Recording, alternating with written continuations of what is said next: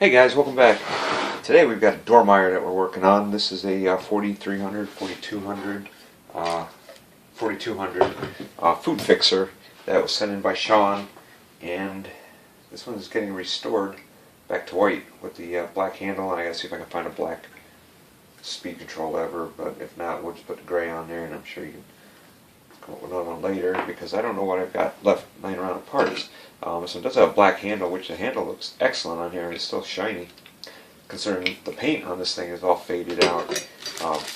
It was partially taken apart for shipping to protect the handle, because it's hard to find a good handle for these anymore, so there's some small parts there. And I'm going to go ahead and plug this in, and I'm going to see if this thing even runs.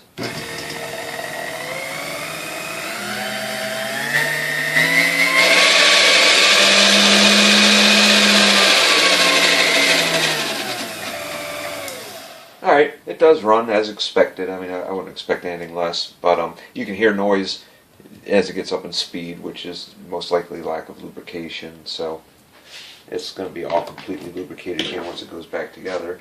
But let's get started on taking this thing apart here, being that we got to strip it all down. We're also going to, he wants an extra turntable, but you can see this turntable has got a lot of, well, the issues look mainly paint related on it, like it's been repainted. There's some surface rust there, but I don't think, unless it was repainted because it was really rusty at some point, I don't believe it's going to be pitted too bad. But, you know, we'll get one that he can use and deal with the bowls and all that, and the other one, you know, when he puts it up for show. So, not a big deal.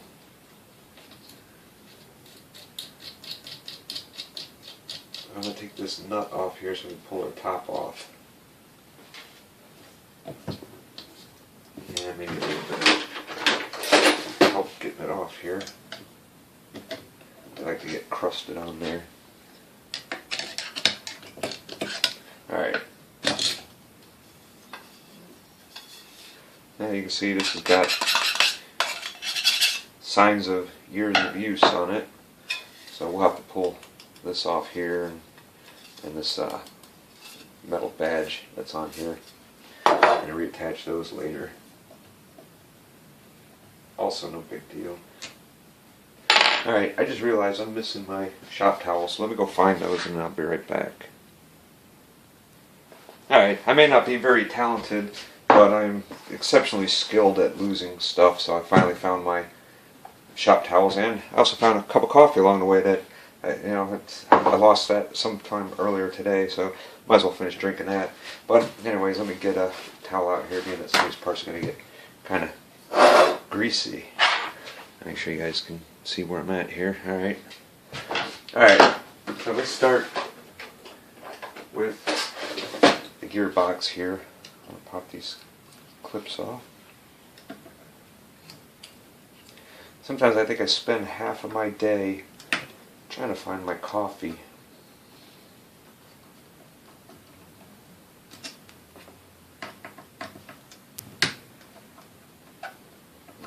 My wife's probably worried, probably for good reason too. I'm probably gonna wake up one day and not know who she is, and not know who I am.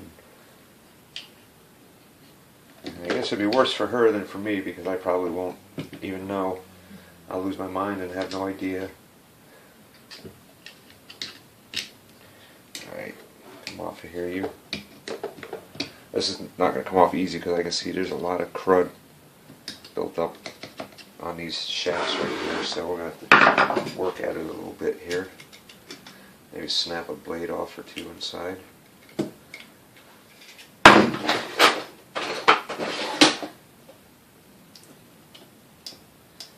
Alright, you know what? I'm going to spray something here to try and loosen this up.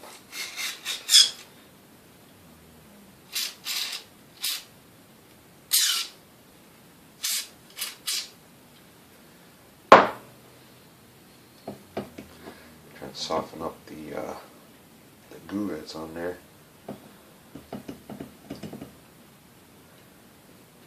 There we go.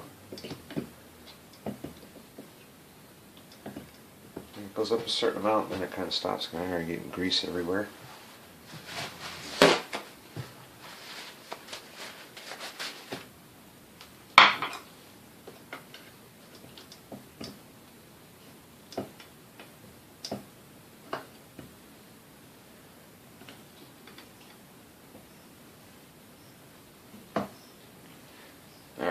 Let me see if I can wipe some of this off the top here.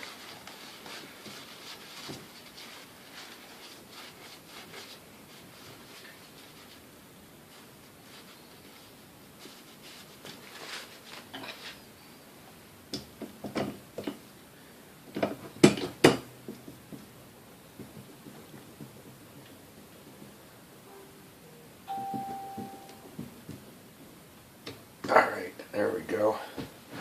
I'm sure that bearing was attached here. It just came off when I was lifting this off. There should be a washer here for that too, yeah. There's the washer.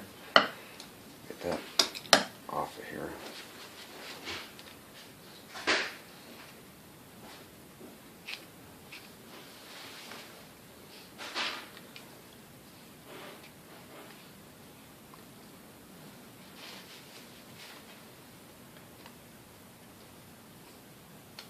Pretty funky stuff.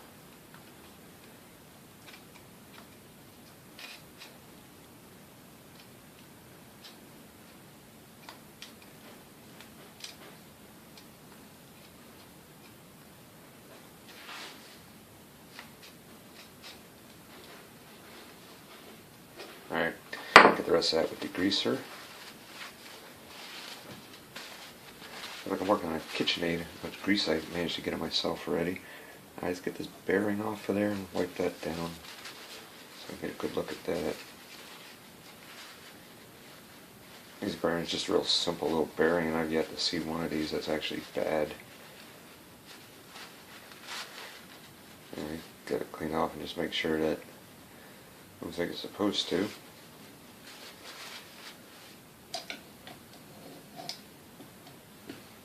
Yeah, this grease is definitely needing to go. Alright, let's see if I can get these gears out of here.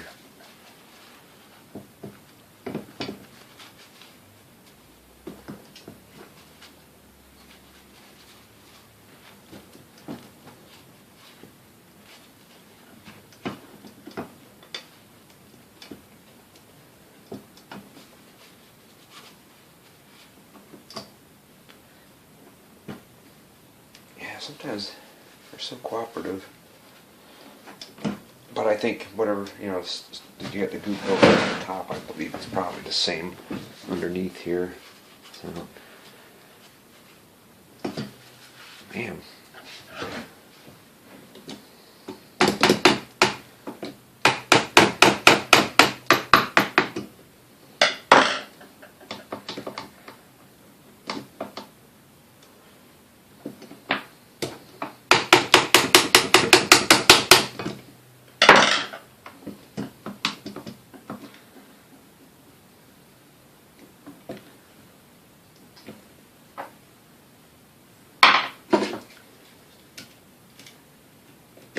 So this one's going to make me work for it.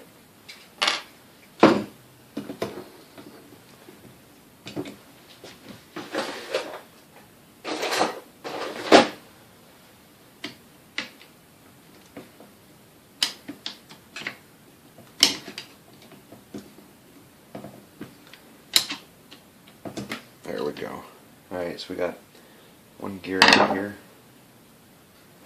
Get some of this grease off.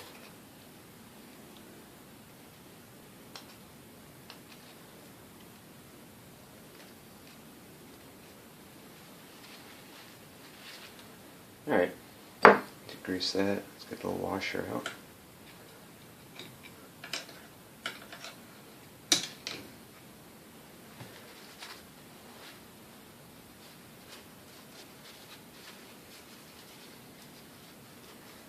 These are just little plastic washers that sit down in the bottom. Now let's see if we can get this other gear out of here. There we go. So once you get one out, the other one comes out much easier.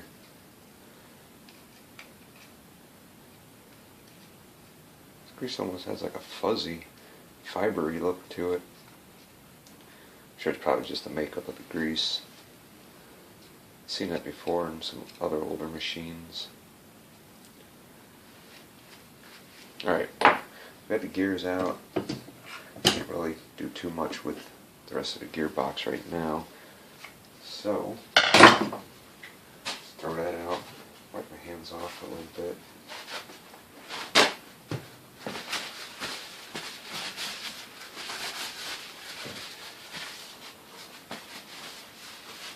Alright, let's get into a little bit more of this machine here.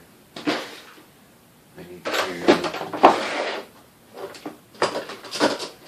cut this plug off here.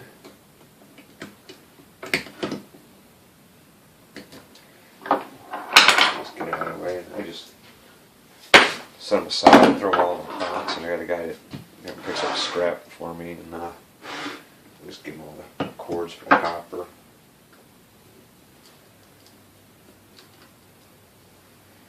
Alright, how's our brushes doing? My brushes still look really good. Yeah, if I recall, I think he said he wanted a spare set of brushes too, so I have to get some brushes ordered up.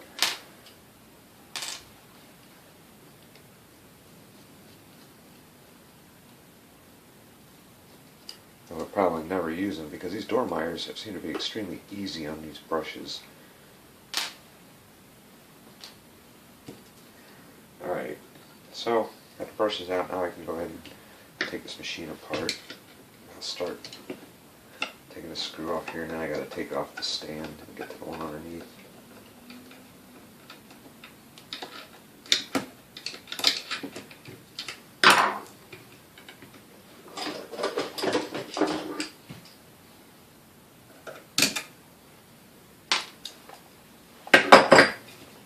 And this has got I had to tilt at an angle.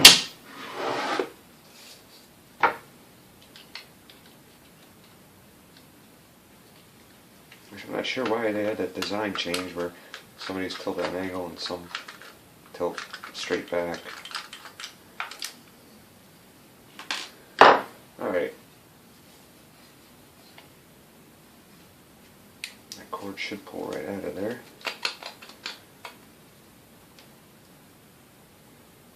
And nope. Alright. The cord's not going to pull out. This holds the restraint on. There's a little metal restraint clip held in place by that screw. There we go. Shake the restraint clip out. Alright. Huh. Wonder how long that's been in there. That can't be good. You have a hunk of copper floating around in your machine there. Let's check the date on this and see if it gives us any clue. Can't see nothing. Gotta throw my geeksters on for this.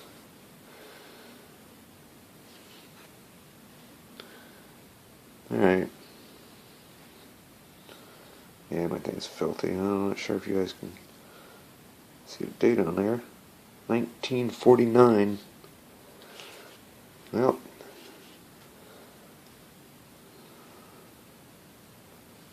Well, we'll send this back with it. It might be his lucky penny.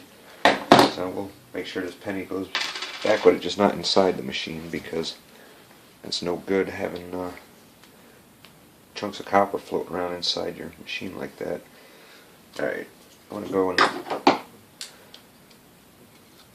disconnect everything here.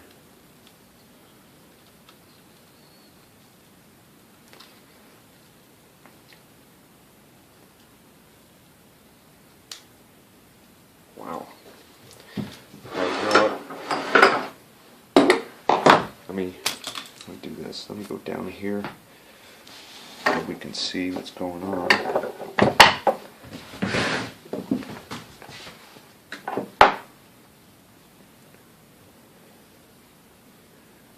Alright, I'm just gonna snip these suckers off here. Oh, wow. Or not. Just chop them here then.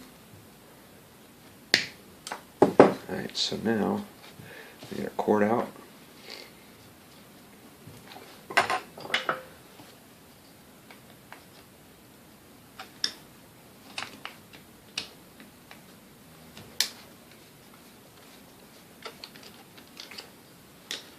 Get this strap off that ties this RF filter into the chassis here.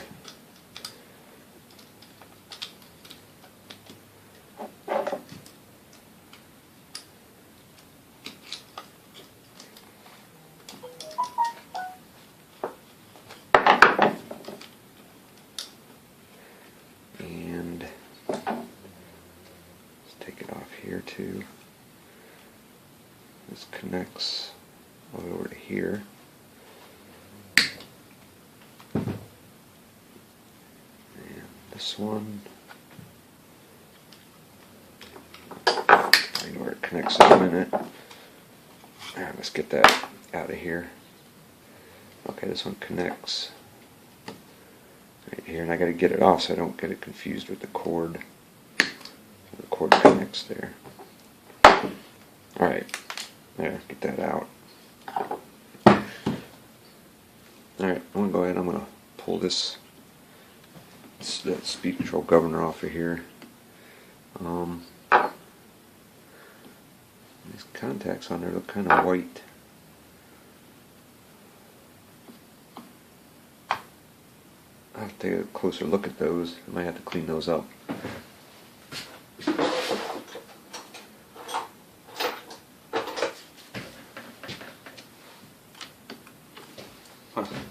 First try. Love it when it happens.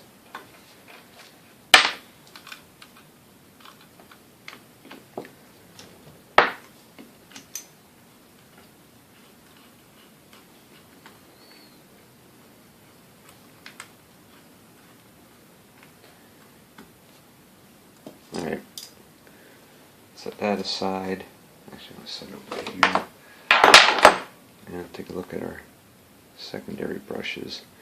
And while these things look really short, they're not supposed to be that long just because of limited room. I mean, if I shove this back in there, you can see there's about 1/8 of an inch.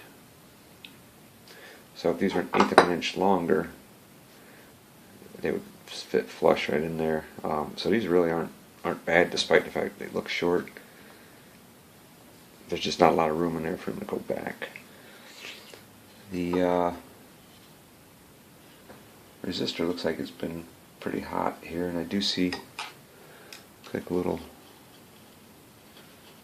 I don't know, I think it's just gotten hot. I mean, the way it ran, it seemed like it was good, but we'll know more once we actually get into it and get it apart and back together. That way we can test it better.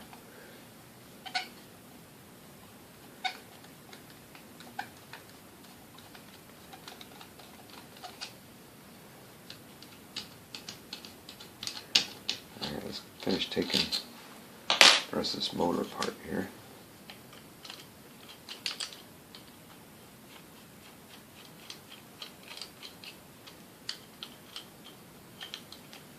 Yeah, so I believe there's a penny in there this whole time, and it didn't short anything out. That's pretty wild. Alright. So we got this part out. You can see that coil needs to be cleaned up. So we'll just spray that down with some QD and get that all cleaned up.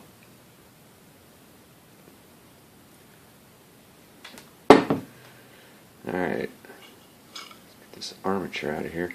And see, there's a little bearing, a little ball that we don't want to lose. That sucker is important.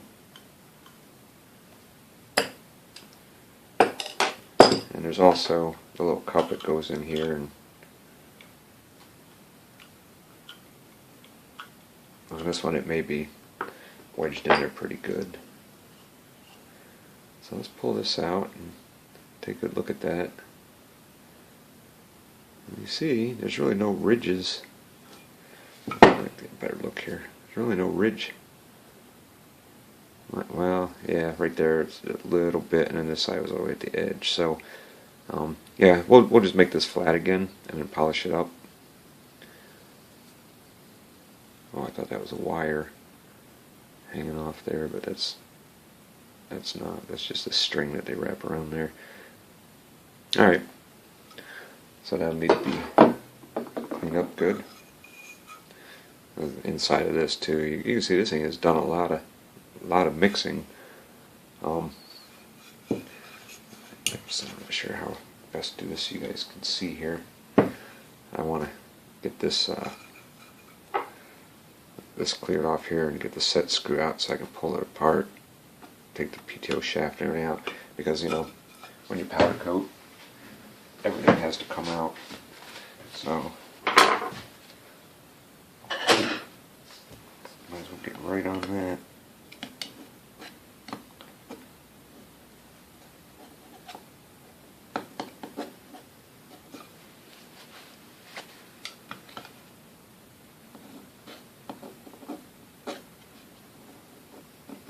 Okay, there's a set screw.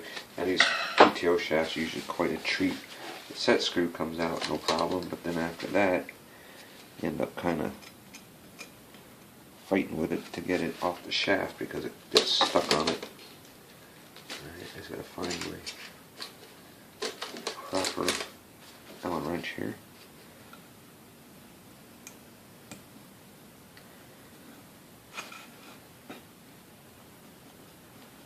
And I'm just gonna pull it all the way out. Alright, set it here.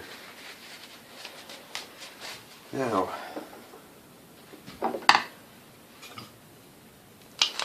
I want to try to do is see if I can rotate it separate from the PTO shaft.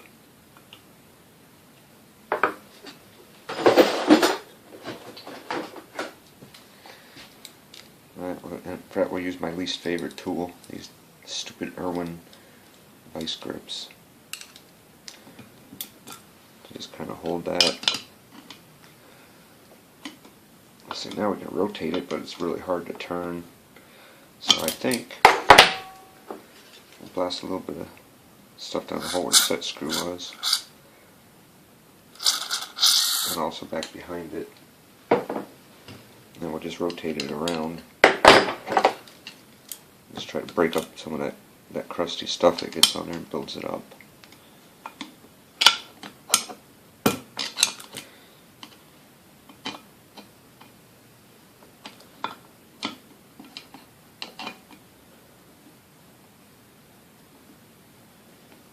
It doesn't seem to really be getting any looser at all.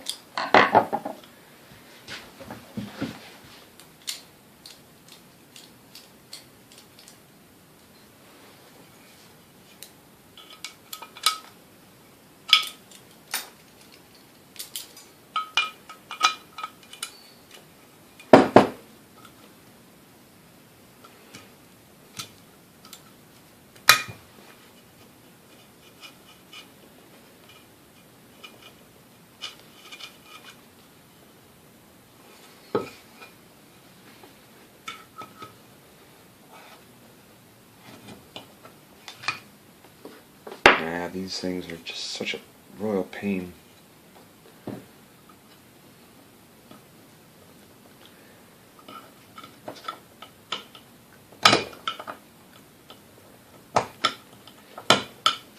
I'm not sure if I got it to move at all yet or not.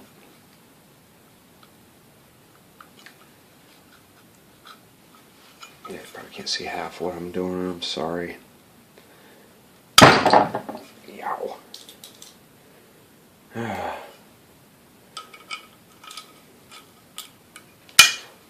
Unfortunately, it has got to come out of there.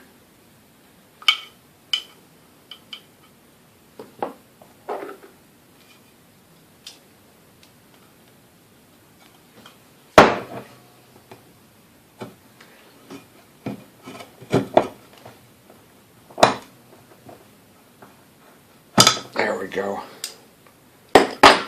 Oh, where there's a will, there's a way. Alright, so we got that out. That's got to be cleaned up.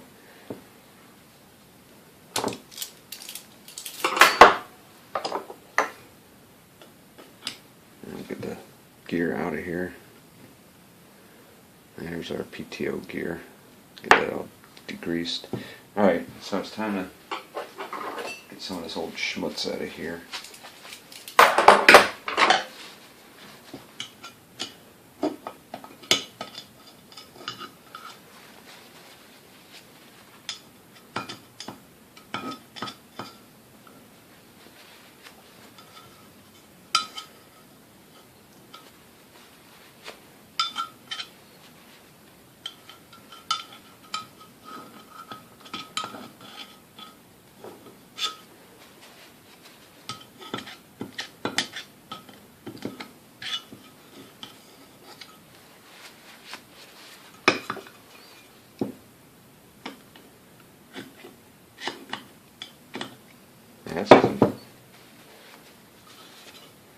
really nasty stuff to try to get out of some of these holes in here.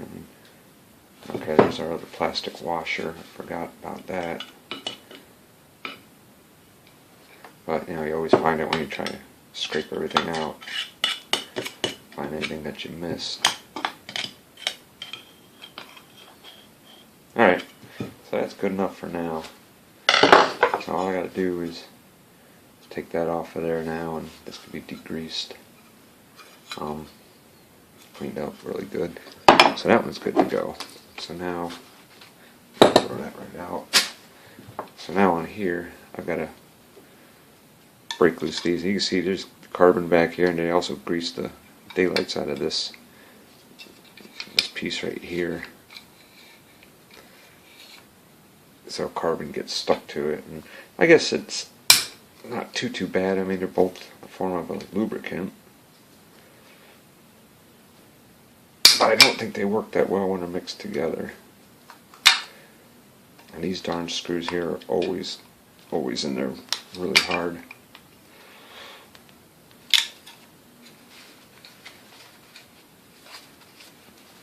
God.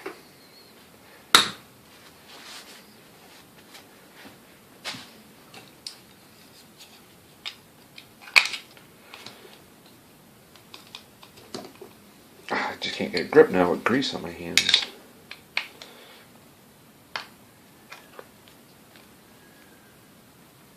There. You know when they pop loose though, make that loud snap.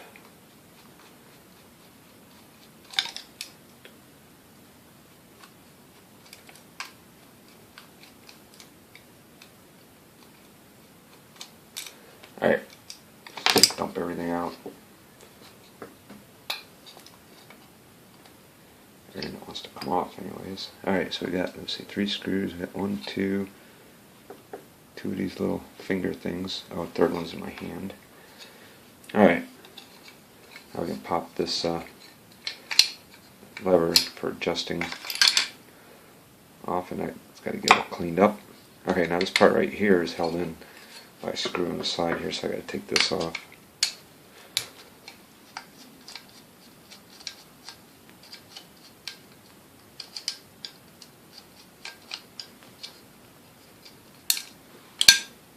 Alright, this thing should pop right out now. Alright, now I take this little screw out here, and this whole assembly here is spring loaded in here, and the screw is just a set screw that holds it in place. It fits into a groove on here, and I'll show you when I get it off. That just doesn't allow it to pop out. Alright, so let's get that screw out. See, that screw goes, I don't know which side of this would that go on. It just pokes through here, so when you go either direction it hits on here just to keep that from popping out. And there's a spring that keeps tension on it. Alright, so this piece is ready to be degreased. Alright, I'm going to do a little organizing of these parts here, get the greasy ones out of here, and just throw them in a degreaser, and we'll be back and take the base apart. Okay, onto the base now. I did find another turntable that I can get done up for them. These are pretty interesting. I don't really know, what I can say about these bases and the feet on them, other than probably the worst design ever and hard to replace. But basically, all these tabs got to get unbent, and this is just a dry rotted, crumbly piece of crap feet on here. Got all these tabs out, and then I've just been replacing it with some weather stripping, and then just bending it back to hold it into place there. And I'm looking now to see if I can find something that's a little different type of weather stripping that'll lock in here better, and a little bit more like these. But yeah, it's hard to find anything when you're looking for something in particular. But I guess it is what it is. Alright, so I'm going to go through and take this neck apart. And the thing about this neck, when you have the motor on it, this is how you adjust for large ball, small ball. But normally there's a lot more tension on it, and in here there's a spring and a steel ball bearing that fits into the detents on the plate on the bottom of that. And this right here is your stop. That screw just stops it from going any further, but those detents kind of lock it in so it don't just slop around loose. Sometimes, this stuff gets all rusty, but you can see there's some corrosion on this screw. It's not rust though, because I don't think this is steel, but it's got some corrosion on it. Let's go ahead and see if this, a lot of times this spring and bearing won't come out of here, but you can adjust your tension on it by running this in. The farther you put it in, the more tension you get on it. Okay, so the spring's out. I doubt that ball will come out of there, because usually they get stuck up in the end there less. And this is always a pain too.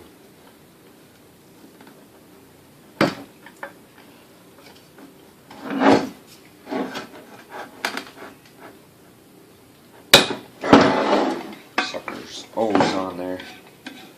I think you get corrosion on the threads here.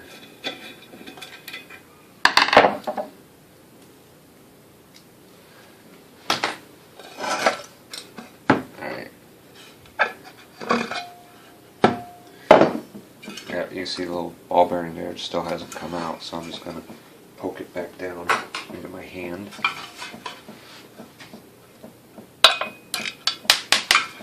There we go. I just want to save that. And you can see, the rust that's in there, and the rust that's on here. So we'll have to get that polished out. We'll put a little bit of oil on it so keep it from rusting again. And these are the two little detents. That's saying that that little ball bearing just latches into these two little detents there, and basically just holds it in place, keep it from slopping around. That's what gives you your pressure when you push on the handle. It takes a little bit, or push on the machine from one side to the other. It takes, and you don't want to have too much pressure on it, because you'll end up bending or breaking something trying to get it to move. But you don't want it to, while you're mixing, just be bouncing back and forth.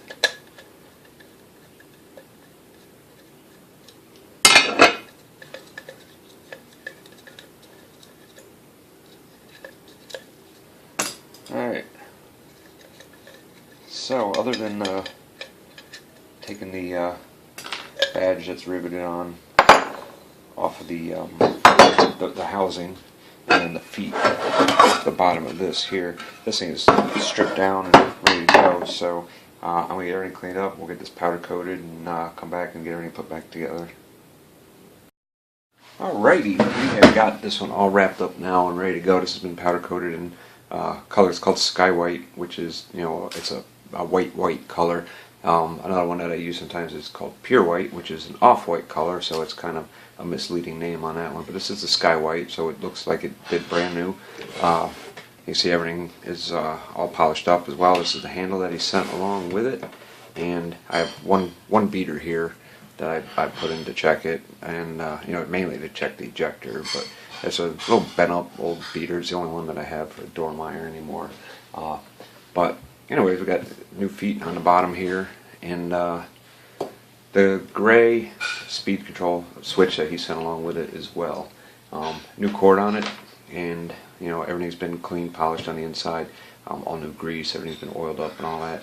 So let's go ahead and turn this thing on and give us a check here.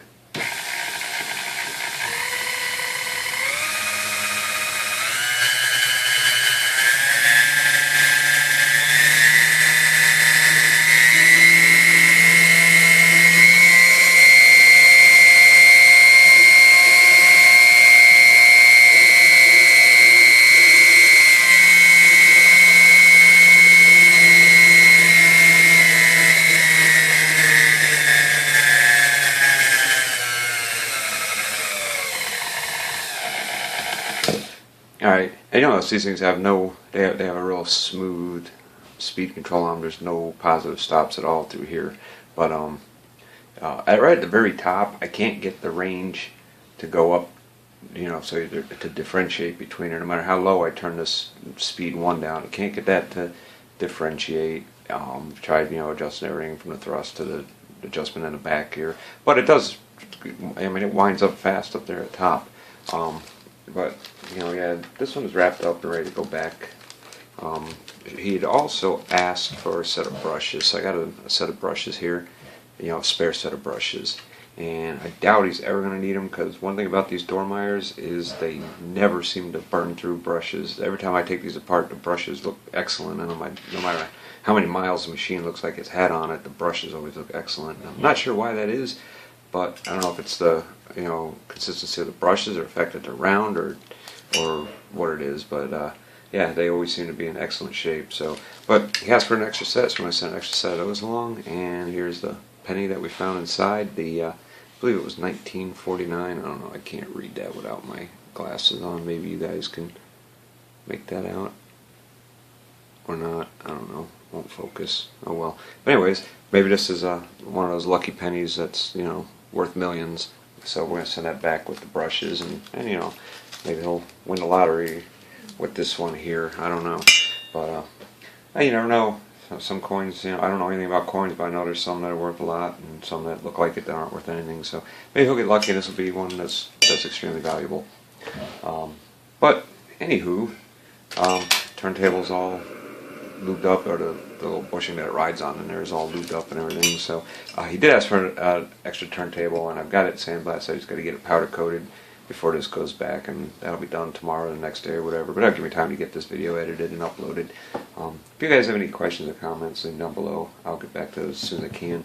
And yeah, that's about it. Thanks for watching, and as always, we will see you on the next one.